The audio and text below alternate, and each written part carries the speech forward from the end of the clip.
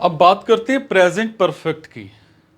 इस टेंस में main form के साथ चुका है, चुकी है, चुके हैं, चुका हूं, लिया है, दिया है, ली है, दी है, की है, इनका यूज किया जाता है।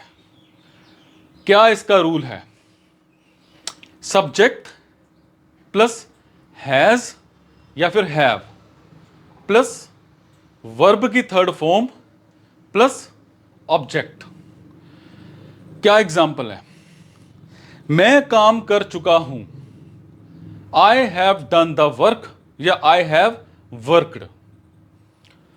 हमने तुम्हें देख लिया है, वी हैव सीन यू। मैंने उसे एक किताब दी है, I have given him a book. उस लड़की ने स्कूटी खरीदी है, that girl has purchased a scooty. वो यहां आ चुका है, ही हैज कम हेयर। तुम उससे मिल चुके हो, यू हैव मेट हिम। वो उसके साथ गांव चले गए हैं, they have gone to village with him. मैं इस कंपनी में जॉब कर चुका हूं, I have done a job in this company. ठीक है। क्या नेगेटिव है इसका? रूल की बात करें, है ना, सब्जेक्ट प्लस हैज या फिर have plus not plus verb की third form plus object. Example देता हूं, यहां कोई नहीं आया है, no one has come here. Master ji ने पाठ नहीं पढ़ाया है, the teacher has not taught the lesson. Arnavi ने पैसे नहीं लिए हैं, Arnavi has not taken the money.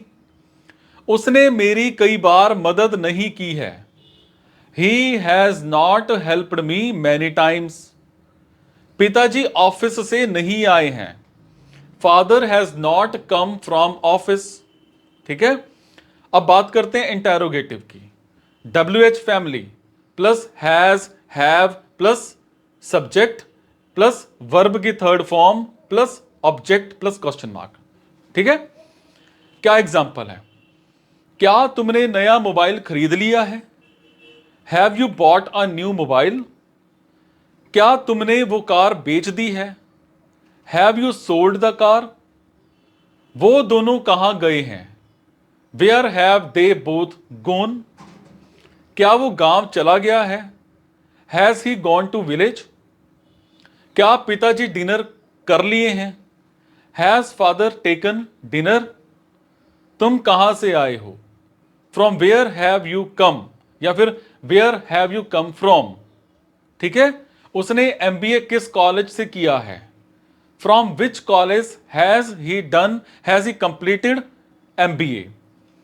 वो ये ड्रेस किस दुकान से खरीदा है, from which shop has he bought this dress. ठीक है। अब बात करते हैं नेगेटिव और इंटेरोगेटिव की। WH फैमिली प्लस हैज और have plus subject plus not plus verb की थर्ड फॉर्म प्लस ऑब्जेक्ट फिर क्वेश्चन मार्क। एग्जाम्पल देता हूं, क्या इस घर में कोई नहीं आया है, has no one come in this house. तुमने कठिन परिश्रम क्यों नहीं किया है, why have you not worked hard. किसने दुकान से किताबें नहीं खरीदी हैं, who has not bought the books from the shop. पिताजी इस बारे में किससे बात नहीं किए हैं, to whom has father not talked about it. वो इनमें से कौन सी कार नहीं चलाया है, which car of these has he not driven.